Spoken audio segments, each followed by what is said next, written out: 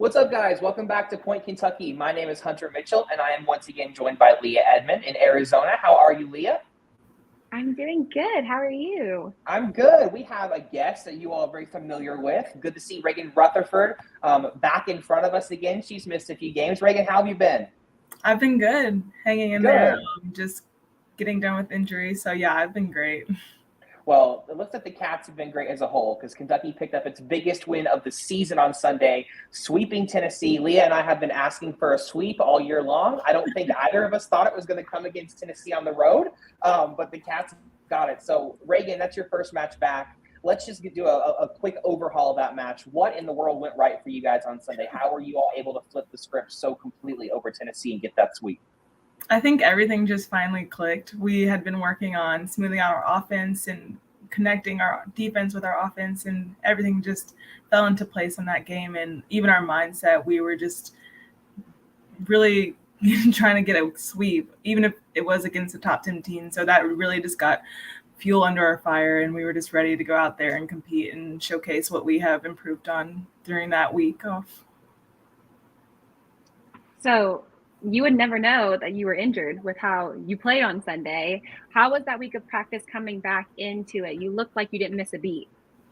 It was tough, especially wearing the glasses. I don't know if y'all peeped that, but yeah, it was tough just finding my role with the team that's been successful the last 3 weeks without me. So it was definitely challenging, but I just went in just knowing that the player I am is good enough, and yeah, it went well. So They've been calling you Rec Spec Revo on Twitter, so a nickname looks like it might stick now that you've got the Rec Specs on. yeah, they won't last for long, but with the time being, I can roll with that name. It's cool. Well, Reagan, it's interesting. Leah kind of hit on it there. I think a lot of people would have expected you coming back into the offense, thinking maybe there would be some growing pains, right? Kentucky's had some success with you on the sidelines. It wouldn't have been shocking if it took a little bit for the offense to get rolling because you hadn't been there. What have you seen out of this team from the sidelines since you've been out of the injury? This team has been steadily improving offensively since you've been out. And obviously when you came back, on Sunday, it really, really hummed. But what have you seen since you've been on the sideline from Kentucky from an offensive standpoint that's given you all some success? I've just seen so much chemistry build with our setters to our outsides. They've built confidence and trust with each other, and they're just really doing well putting away balls and finding shots, even if it's not the perfect set, and rebounding and doing all these cool things. And even with our middles, we're just killing it in the middle right now. And Elise and Ajani are doing so well with handling balls and finding the right positions and the right gaps to be in and being available. And it gives Emma so much freedom. And so it really, really makes us hard to play with when I am back in the lineup as well. Well, you kind of touched on it. You said outside. So I want to ask you about Brooklyn and Molly. You have two freshmen that have made such a big impact in their first year. What is it like being around them, and how are you seeing them grow and learn through the season? Yeah, there's some pretty cool people. They're just always hungry and they love being in the gym. And this whole entire freshman class is just so athletic and reaching high so fast. Like, they're just amazing to people to compete with. And Brooklyn DeLay has improved so much, and she's continuing to build and just so hungry for that. And Molly is just always going after it and is always like, we'll always have your back no matter what. So it's really cool to have them on the court, and just their different level of play just really shows. Reagan, I remember when I talked to you last year for that story, we talked about your impact as a freshman. How you had an injury as a freshman, had to sit on the sidelines. That's when Maddie Skinner came into the lineup and saw all that success, and how you learned a lot from that, sitting on the sidelines and having to watch and be more of a practice player. I'm curious now, as we look at your senior year, obviously a similar situation. You got out with an injury. Kentucky has some success without you. What did you learn looking back at your freshman year in terms of how did that prepare you for what you just went through now as a senior? I think it made it easier to accept my role. There's nothing I could do in that situation. And so it's just reacting the best of my ability and just being there and being present in practice. It's so easy to be on the sideline, sit out, and just kind of mope around and not be present in practice. But I just took it as an opportunity to make my team better, and just coaching them and just helping them with blocking, hitting, or whatever I can, just to make them better. And so when we come back, we'll be unstoppable. That was the goal. So you've played just about every year that you've been at Kentucky. How have you seen your game improve? What have you seen yourself grow with that you probably struggle with your freshman year that you don't struggle with as much now? When I was a freshman, I did not know how to pass the ball because in high school I was setting, so I never really had to be in serve receive, and that's just improved the most, and I'm so proud of it. It could take in a completely different level, and I'm not scared to pass the ball anymore. And so I would say that's just a top skill that's improved so much from my freshman year to my senior. And yeah, just really being confident in my passing. And another thing is my offense and skill level and the tools in my kit. And I feel like that's just growing every year and still can grow. Just hitting high hands or off the block. It's so fun using the block because they really can't do anything about it. You're sadistic in that regard, just like Leah was. She used to love to say that kind of stuff. It's a sadistic way of thinking, but it works. It works. Reagan, it's funny, whenever we think of you and your game, a lot of times we're often thinking of the offense, of the kills and the dynamic offense that you play with. But you are also one of Kentucky's statistically best blockers, and you really have been since you got to Kentucky. We've talked before, I know you love blocking. What is it about blocking that you love so much? You got that massive one on Sunday against Tennessee, that solo roof that went straight down. What about blocking that comes, I don't want to say easy to you because I'm sure it's difficult, but that seems to come naturally for you, I guess?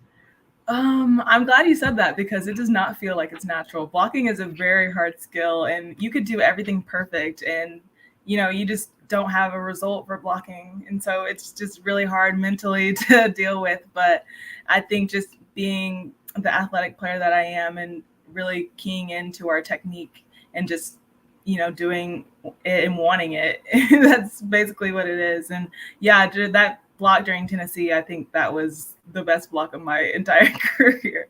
I didn't even know how to react after that, but it felt pretty good. My hand was stinging. So you have a former teammate that you won a national championship with now as a coach, Madison Lilly. What is it like having her back in the gym as a coach now and not someone that you're playing with? I love the energy Madison brings. She's just so hardcore. Like even playing with her my freshman year, she was demanding us at the top level, and she still is now. And so just having her back in the gym and working with setters now, she just brings that energy back. And it's really good to have her and just advice if I need it. She's someone I can go to. Reagan, what has the team learned? You all obviously played that incredibly hard non-conference schedule, lost probably more games than you all would have liked. But now that you've gotten into conference play, it kind of feels like a lot of the stuff that you learned through losing in the preseason, the pre-conference season, feels like you guys are slowly figuring out now in the conference season. And obviously, you all are now tied for second right now, the chance to get into first with the match against Arkansas on Sunday. What did you all learn from that tough non-conference that's helped you in the league play now? I think we learned that we all have to be together to win.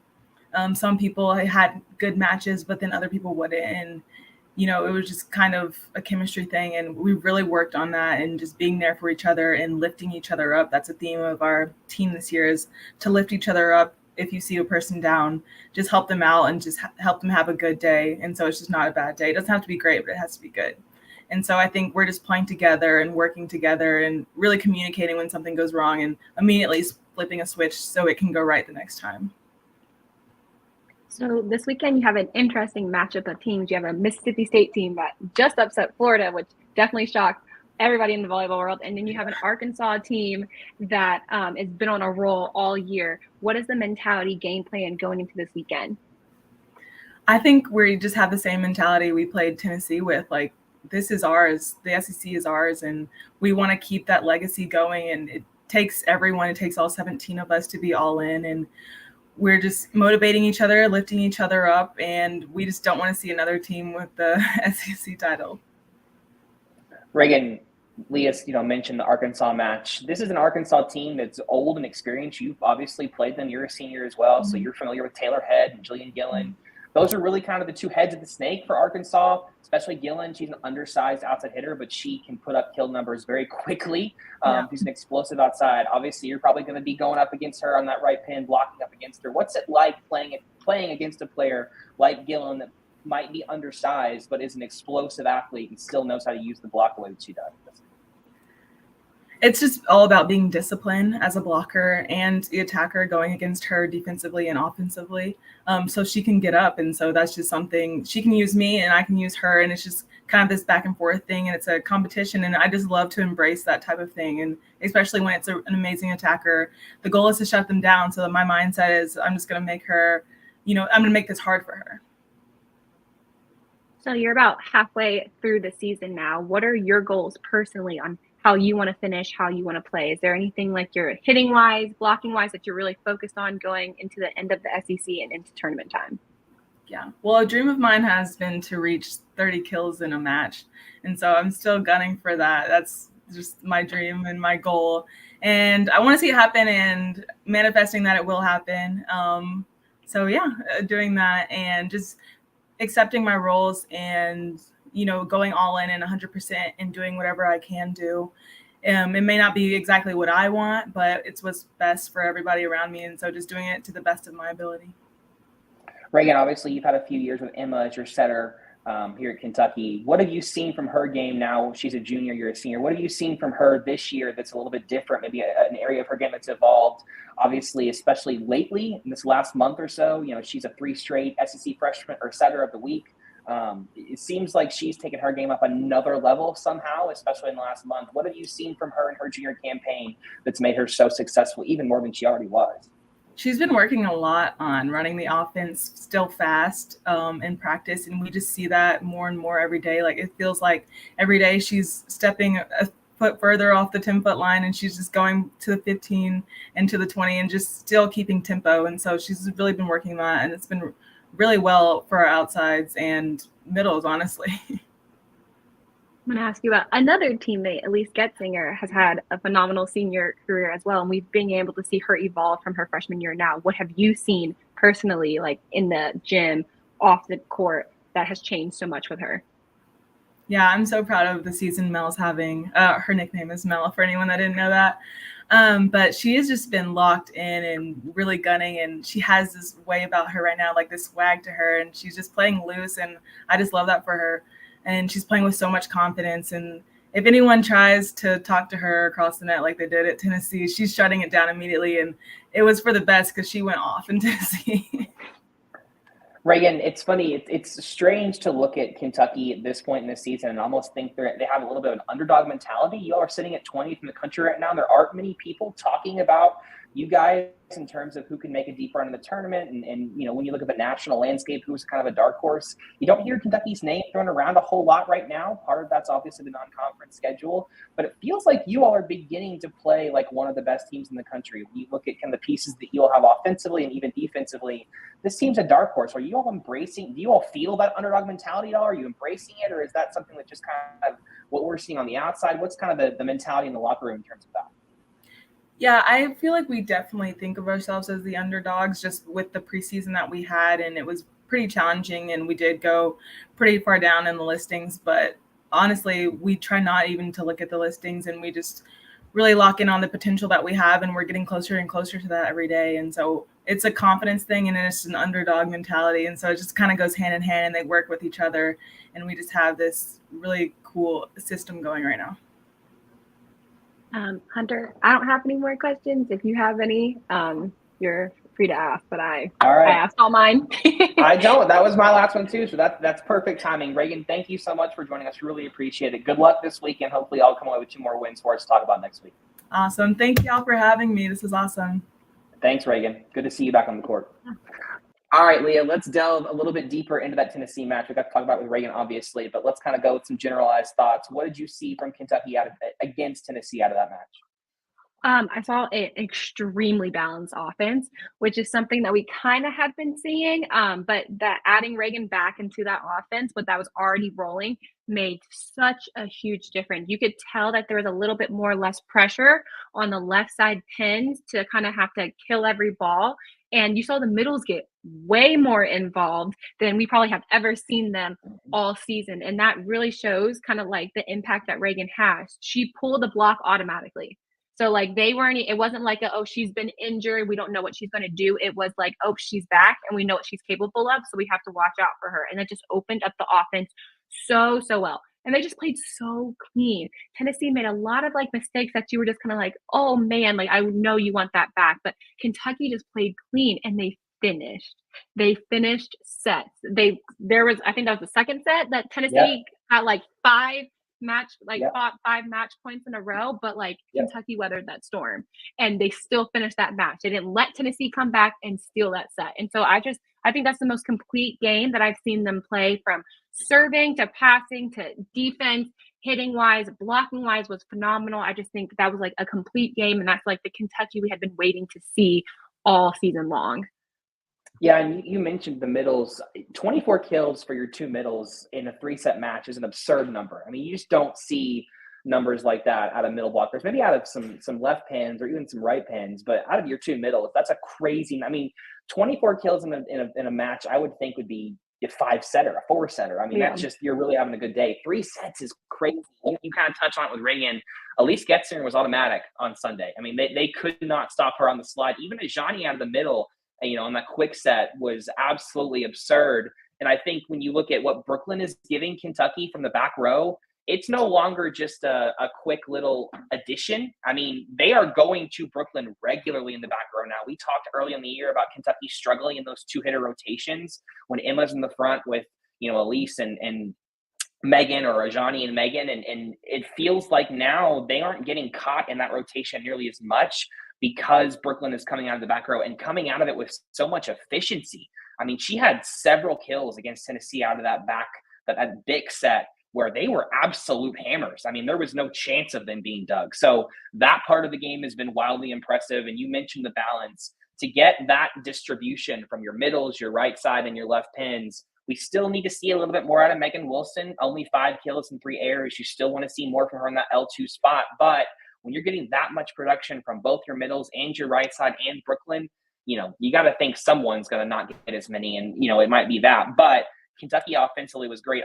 We're going to talk about transition more in the Ace in It segment, but I thought transition-wise, Kentucky was the best they've been all year long, both in terms of actually getting a kill in transition, but if they knew they weren't going to get the kill, causing chaos in transition to ensure they get a better swing on the next play. And those are kind of the volleyball IQ stuff. That's kind of the rhythm stuff that we didn't see early against these really good teams. And so to see it against a team like Tennessee is really, really encouraging. Tennessee is a dominant team. I mean, that's a team that had only lost one match, and that was that 5-setter against Wisconsin. They'd only lost 7 sets prior to that game against Kentucky. And the Cats swept them on, in Thompson Bowling. That's a big time win. When you look at the trajectory of the conference season, they were, tied with Arkansas, undefeated in the SEC. That's going to go a long way now. You've got that split with Tennessee now. They still have to play Arkansas. They've got to play Florida. You obviously do too, but you aren't sitting way back in the driver's seat. We talked last week about putting it into your own hands and making sure that you are able to beat teams. Kentucky with a really nice performance there. Let's talk about Reagan a little bit. What did you see out of Reagan in her first match back in 6 games? A confidence. Like, it was really, it's kind of like a 50-50 after someone comes off. I mean, she was gone for like 3 weeks. So after someone comes off an injury that's that long, you kind of hesitant and you're like, are they going to come back out the same person? Is she going to be a little timid because she's like, this is my first game that I'm playing in. This game really means something. Because I mean, if they would have lost that game, SEC hopes would have been not in their hands anymore. It would have been in the hands of hoping that other teams in the SEC would upset Tennessee and Arkansas. Yep. So now they have more control over it. So she could have came in feeling a whole lot of pressure, but it didn't look like that at all. It looked like she had been playing with them for weeks, that she didn't miss a game. She didn't miss a beat. And I mean, I think it was just flawless play by her. And that shows the maturity of a senior being able to come in and still do their job, even though they hadn't been on the court with them for 3 weeks. And that changes chemistry a little bit. She hadn't been practicing. She hadn't been playing games. She hadn't been in the situations. Like, you're on the team, but when you're not on the court, you kind of feel a little separated from what's going on. And so for her to be able to come back in and fit in as if nothing was wrong was really, really nice to see. And I wasn't shocked that she wouldn't play back row. I think you can't just throw her back into doing all of that, right. But I think she played phenomenal in the role that she is now playing now. Well, and you mentioned it, that first set, she had 6 kills on 6 swings. I mean, a literal perfect game offensively in that first set. We kind of mentioned it. I don't think anyone would have been surprised if in that match with Reagan coming back, Kentucky's offense would have stuttered. If they would have struggled a little bit trying to almost force her into the offense, or, all of a sudden Ajani's back in the middle and Jordan's not playing anymore because now it's Elise and Ajani and Reagan's back on the right. I mean, that you got to think that's a shift of Ajani, it's a shift of Jordan Williams, it's a shift of Reagan Rutherford. That's a lot of moving pieces to your offense. But their offense didn't miss a beat. How many times did we come on this podcast early in the year about errors and how many errors they had? They had 10 errors through 3 sets against a Tennessee team that is one of the better defensive teams from a blocking standpoint in the SEC. The offense is humming, and I think that's something that we said all year long, Leah. It's not a problem of the horses. They have the talent that this roster can be competitive and make a deep run in March. Y'all didn't believe us. You tweeting at us saying that we were wrong. We were right. But it's never been a question that they have the talent. It's always just been, the hard on conference and the injuries, and could they figure it out? It feels like they're beginning to figure it out. This is another big weekend now to see, obviously, another ranked opponent coming up. But that Tennessee match was a massive step in the right direction. Really, really encouraging to keep pace, but also to outplay a team with as much offensive firepower as Tennessee, as Morgan Fingal and Janasia Moore and Lovett. I mean, that's a dynamic Tennessee offense. So to outperform them is really, really encouraging moving forward. Let's preview this weekend. Cats have this Mississippi State game tomorrow, and then a game against number 10 Arkansas on Sunday. Another opportunity for a possible top 10 win against Arkansas. But this Mississippi State team is not one to overlook. They just beat Florida. You talked about it. What do they need to do against the Bulldogs to have success? They can't run the high of Tennessee, can't come into Friday. The Tennessee game has to be done. I've been a part of Kentucky teams where you have that big win the week before, everybody's hyped, and then you come in thinking that you're going to be able to do the same thing, and then you end up coming out with a loss. Because I will never forget it. We beat Florida on a Sunday and then lost to Georgia on Friday, and it hurt. So they have to come in focused, and they can't worry about that Tennessee game anymore. And Mississippi State is a team that's going to come in with nothing to lose, especially with how they played against Florida. If they know they can do that, they're going to try and do the same thing with Kentucky. And those are the games where you really have to focus in, because Mississippi State has never been a team that's like, we're just going to let you come in here and beat us. They will give you a run for their money because they have nothing to lose. And they know that you're coming in expecting them not to do anything. And the same thing with Arkansas. You have 2 back-to-back games. This is like the first time in 2 weeks that they've had 2 games in the same weekend. So recovery, being smart, has to all come into play, especially with that game against Arkansas. Because if they go to 3, 4, 5, 4 or 5 sets on Friday, that's going to affect Sunday. So they have to come in and do their job and be really, really focused. And they can't let the hype of playing Arkansas or what Arkansas has been doing get in the way of the game that they've been playing. They can't change how they've been playing because of what Arkansas is doing. I think that's going to be the big challenge now is let's not change what we're doing on our side of the net because they're doing great things too. You got to allow them to do their great things, but also handle what you're doing on your side. So it can be a really, really fun and interesting weekend because both of these teams, we have no clue what they're going to throw at them, but them being home really helps with that as well. Well, and you look at this Mississippi State team, they're second in the conference in blocks per set. So this is going to be a game for Kentucky where you've got to really, we've talked about it, use the block. You cannot be afraid of the block. You've got to tool it, go high hands, get on the inside. You have to make sure that you are using that to your advantage. Reagan mentioned it, sadistically loving to use the block. It's one of your favorite kills because there's nothing you can do as a defender, really. So Kentucky's going to have to make sure, especially on that left pin, that's usually the area where sometimes they get hesitant. Do not be afraid of that block. Use it for your advantage. This is a Mississippi State team we mentioned just beat Florida. Amina Shackelford's a big part of that. She was named the co-offensive player of the week along with Elise Getzinger this week. She had 18 kills against Florida last week in that 4-setter. She's a dynamic hitter. She's a junior. She's an experienced hitter. That's going to be something that you're going to have to watch for. You've got to slow her down. Kentucky has had some games here recently where they've played against teams with really strong pin hitters.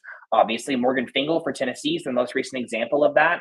Draw on that experience, learning how to shut down opposing hitters. And obviously, this is where the serve is going to come into play. If you can make their offense one-dimensional, which they did a great job against Tennessee from the service line and just getting them out of system, that's going to limit Shackelford and their other hitters, their efficiency and how many kills they can actually get.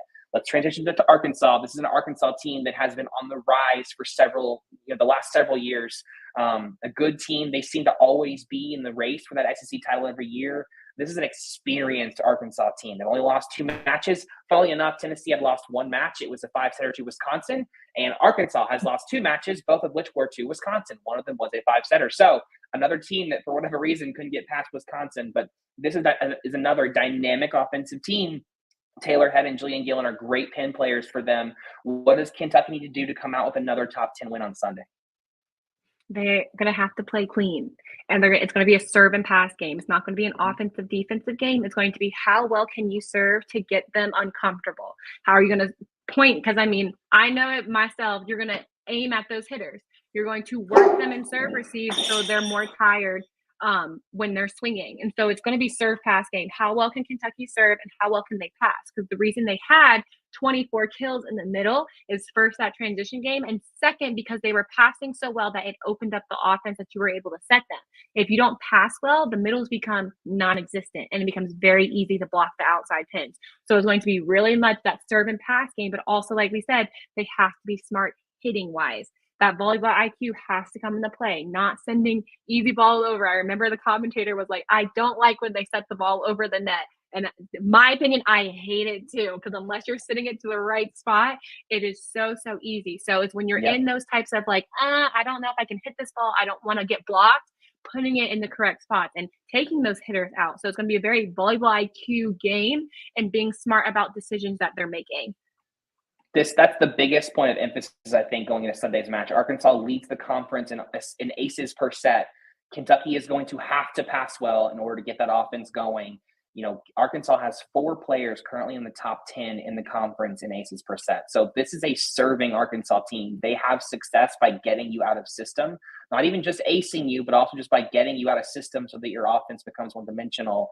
For how much trouble Kentucky has had at times with that area of the game, they've got to make sure that their passing is on point, especially Sunday. Brooklyn DeLay has been so much better in serve receive.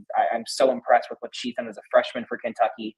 Obviously, Tuzzo and Whitworth and Bevan, they're all going to have to make sure they are on their A game because this is a tough Arkansas team, not only from an offensive standpoint, but surely from a serving standpoint. They really get you uncomfortable serving.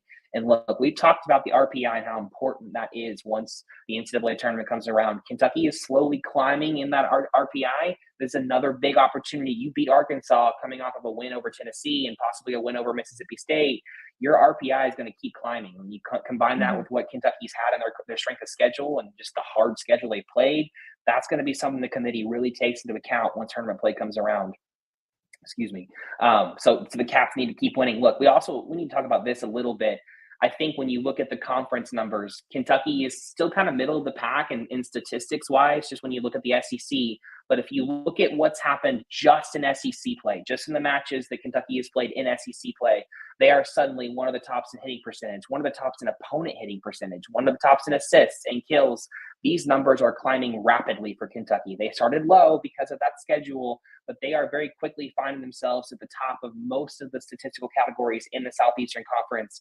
Brooklyn DeLay is leading the entire SEC, again, only in SEC matches, but she is leading the entire SEC in kills per set as a freshman over Morgan Fingal. I mean, that's really, really impressive when you look at what DeLay has done since conference play has started. All of those numbers are going to need to continue because, again, we're getting into that meatier part of your conference schedule with Arkansas coming up. You've obviously just played Tennessee. You've got Florida coming up, Auburn coming up. Your schedule's starting to get really, really difficult. This is when those wins are going to start stacking because these are now the wins that really go a long way towards tournament play. Well, Leah, let's transition to Acing It. We're going to talk about transition. I do want to touch very briefly on your second weekend with Athletes Unlimited. You're named a captain for a third consecutive week. What did you see from yourself, from your team? What was weekend 2 like for you? Week 2 was hard. It was hard. It's like kind of coming off of like such a high of week 1. I was with a completely different team. I maybe had like 2 or 3 people that had played with me that first week. So it was kind of like a new group.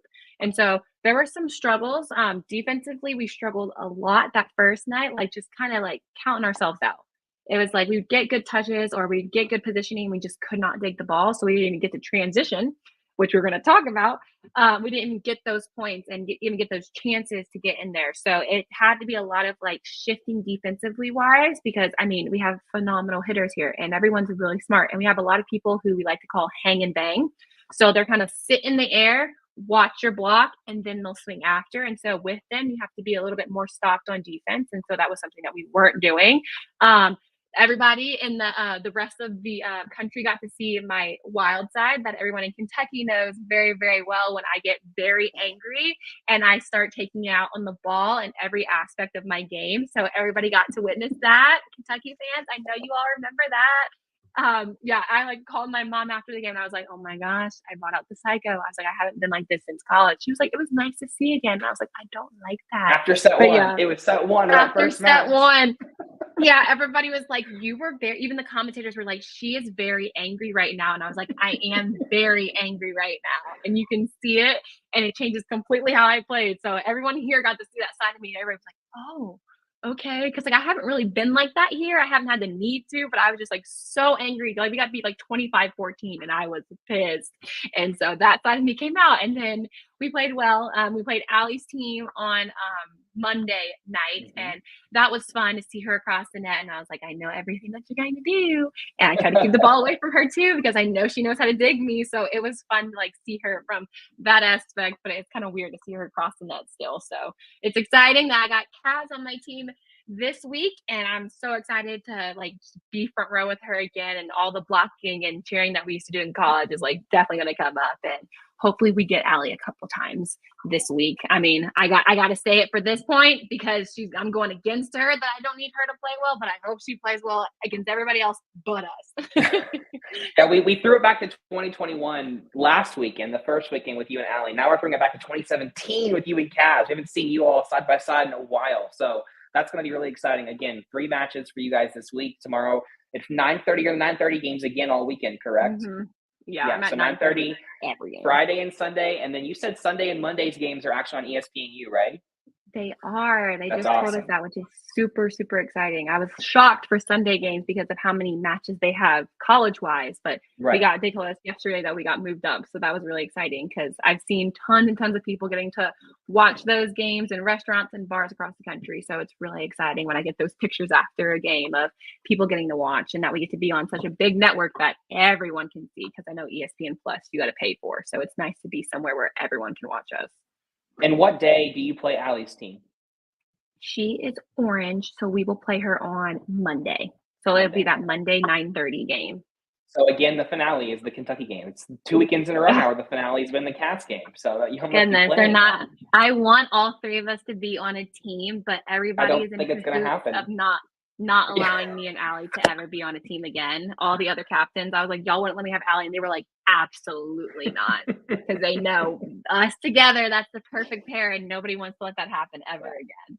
Yeah, I think you hit lightning in the bottle with that one. It's not going to happen again for a while. So, well, let's transition to your actual ace in this segment. We've hinted on the transition stuff. We talked about transition very briefly whenever we broke down offense a few weeks ago, but let's actually delve into transition offense itself by itself, because I think it's a very big part of the game, but I think it's a part of the game that not a lot of people necessarily understand. So I'm going to give it away to you, and you can teach us about transition. So transition is basically when somebody's hitting at you, what's happening after that. So you make the play. It's probably one of the most important parts of volleyball that like kind of goes unnoticed, but the harder you work in that little space of getting off the net, getting ready to hit, really makes a difference. And Kentucky did a phenomenal job of it. I know Craig was a big person of like, get off the net. The quicker you get off the net, the more chances you have to swing. So when you see teams that struggle with transition, it's because their hitters are not working to get off the net, so they're an option. And it happens so fast that you really, really, really got to bust. And so it's really interesting because it is an aspect of volleyball that we don't talk about that much. It's not like one of those things that everybody's like, oh yeah, transition in volleyball. Like I know exactly what that is. Like it's not, but it's a huge part of the game because it's what you're doing almost 90% of the time. If somebody doesn't get a kill, you're transitioning. And it really makes a difference point wise, because the team that works the hardest is going to score the most amount of points. And it's really important that the middles get up in transition. The harder that middle works to get back up, the more people you have coming across the net. And as a middle blocker defensively in transition, it is super, super hard to know where to go blocking wise if you see all these hitters coming at you. Because if a middle is involved, that means you have to stay put and watch. And it goes quite fast. So like after you serve, that's the slowest the game will ever be, is when you're serve receiving and you pass the ball to the setter. That's as slow as it gets, because after somebody swings for the first time, you're going. And it's really interesting to see it in a college game and a pro game, because the pro game, I mean, transition is kind of weird. It's not front row. A lot of transition turns in the back row, hitting a lot of bigs. And we saw that with Kentucky, that they were incorporating the big a lot in transition, which is the perfect way to do it, because people are trying to scramble to get to the net. So in transition, depending on what you have, the best routes to run are usually a setter dump, because your hitters on the other side are just hitting, so they have to get back to base at the net. So setter dump usually gets people off of usually scores, because people are moving around trying to get back to their base. Bigs work really, really well, especially if one of your pins just hit, because they're not going to be able to get in to close, and so you'll have either side of the net across the middles. You try not to run a middle in transition unless it's a slide. Anything in front is kind of really easy to see, or should be easy to see from the other middle. So moving the middle in transition is really, really good. Outsides running inside routes are really, really good, because they don't have a chance to get out there all the way. So that kind of throws defenses off, but it's a really integral part of the game that we focus so much on. I remember learning when I was learning how to play volleyball, learning how to transition off the net is huge, because the faster you can do it and get ready to hit, the more opportunities you have. Because setters definitely know, the older you get and the higher level, that if you're not off that net, they're not setting you. They're not just going to send it out there if you're not ready. So the more prepared you are, the faster, basically you run off the net, the faster you run off the net, the better chances you have. Because with defense, you never know where the ball is going to go. Because for all you know, that ball can end up right beside you, and you have to be ready to do something. If you're not off the net, then you lose your chances. So you definitely will hear coaches scream, transition, and get off the net as quickly as possible. But Kentucky has done a phenomenal job of it in the past couple of weeks, of getting back and really getting the middles involved, because it's so hard to defend something that's coming so quickly to you when you just got back to the net. Leah, you mentioned two very common plays in transition there, the bick and the slide. For those that aren't familiar with those plays specifically, Kentucky has two elite players at that. Elise Getzinger on the slide, delay on that bick. Can you break down what those actually are for those that don't know what that means? So the slide attack is when you see the middle go behind the setter, and we call it a slide because they kind of like glide off of one foot to hit it. And a bick is a fast middle set from the back row. It's like a back row quick. That's why we call it a bick. It's not as high. It is very, very fast, barely over the top of the net. And usually it works really, really well when you have a middle running. Especially we like to do it a lot professionally. College sometimes does it if you work, having the middle run a one ball, so that ball straight up the middle, and you have the bick coming on top of it. So the middle hitter, the middle blocker on the other side jumps with the middle, and then it leaves the bick wide open. But running a slide, a bick, and a go, so a go is the left side, is probably one of the best plays that you can run in transition, because you have three people coming at you from three different spots, and that middle blocker has to guess, and usually it's too quick of a decision for them to make, and you usually score. So Kentucky runs that a ton. It works fantastically. It's really common no matter what level you are professionally. We run it a ton.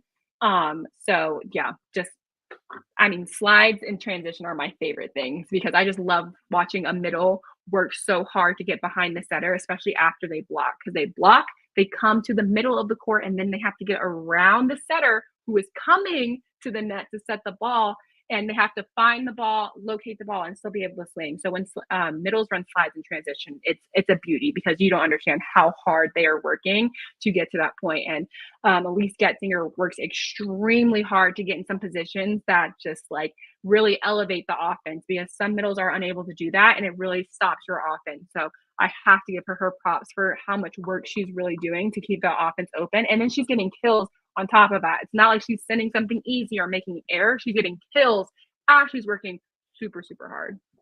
Yeah, I was going to say her improvement this year, but even especially since Reagan has been out on that slide, and what Brooklyn has done in the back row out of that bick, those have been two.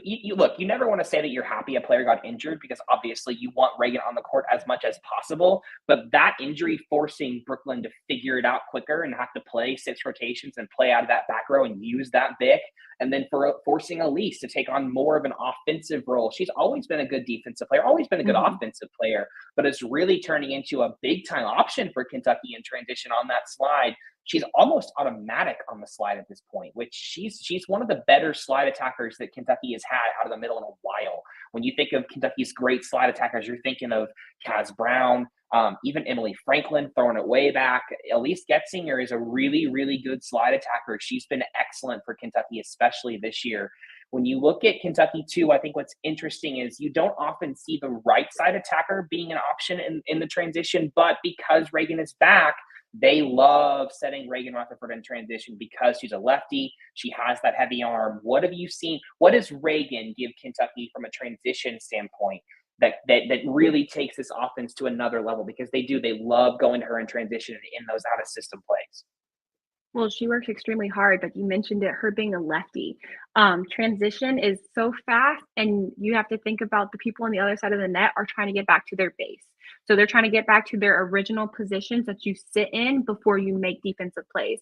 And so they're still moving, and she has such a quick arm, and their right side ball, the set that they set to the right side is so quick, it doesn't get the chance for the defense to get set again. So it's like, oh, I'm running back and she's hitting the ball at me, and now I have to hope I make a play, even though I'm moving in defense, which is like the biggest no-no in volleyball is to move while you're playing defense. And so just having a heavy arm, it gives more for the defense to think about, because if you think you got what I think Megan is in the two, so you have Megan coming at you, you have Z coming at you, and you have Reagan coming at you at the same time, and you have Brooklyn in the back row coming at you. That's 4 different people, and Kentucky runs an extremely fast offense. The ball's coming out of Emma's hands at maybe like 0.8 seconds to either pin, and even faster, almost called zero tempo, which means that the middle hits the ball as soon as it leaves her hand. It's extremely fast. So it doesn't give your defense a chance. And so the way that Kentucky works to get off the net, to get ready, gives Emma so many options. And having Reagan back in there means that you have a huge arm that's already hard to block because she's a lefty, but she's super smart too, that it's easy to play off that block because people aren't in the right position. And we got to touch on Emma's play. Emma's a 3 straight SEC setter of the week. Can't say enough great things. I know we talk about it occasionally, but the job that she has done in Massinelli's absence, coming in directing this offense, she is getting better and better every year. It seems crazy to think of her upping her game somehow because she was always so great. But what she has done with Kentucky in the offense, especially in the last month when that was just the area of the game they really struggled with for so much of the year early, you can't do any of the offensive success that Kentucky has had without her running it. And she has been absolutely flawless for about a month now. And it's been really cool to see. Only a junior. She's going to be here a whole another year with Mass and Lily on the coaching staff. Like, she's only going to continue getting better. We saw her dump more against Tennessee too. That part of the game is still improving and growing for her. So Kentucky is on a roll. And I think it's really important that we point out how much improvement happened during those losses. And we didn't see it because they were still resulting in losses, but they were small incremental changes that now in the SEC, I think you're seeing come to fruition against some of the better teams. And now obviously as Kentucky takes on that meatier part of their schedule, we're going to see how good this team can really be. So 2 more big games this weekend. Mississippi State tomorrow at 7 o'clock. And then Sunday they'll play Arkansas, who is currently number 1 in the SEC, undefeated. Cats are going to try and knock them off to see if they can get tied for first in the SEC. So 2 more big games this weekend. That match on Sunday is at 1 o'clock. So make sure you're at Rupp Arena. Both games at Rupp Arena this weekend. We've had 3 straight weeks of wins to talk about on the podcast. So hopefully we can make it 4 next week. Leah, thank you so much for joining me again. Have another great weekend. This time with Kaz Brown. Make sure you guys are tuning in to 9:30 p.m. watching Athletes Unlimited at ESPN Plus tomorrow, but then ESPNU on Sunday and Monday. You can watch Kaz and Leah play together. You can also watch Allie Linehan playing with her team. Thank you all again for joining us, and thank you again, Leah. Have a great weekend. Thank you. You too.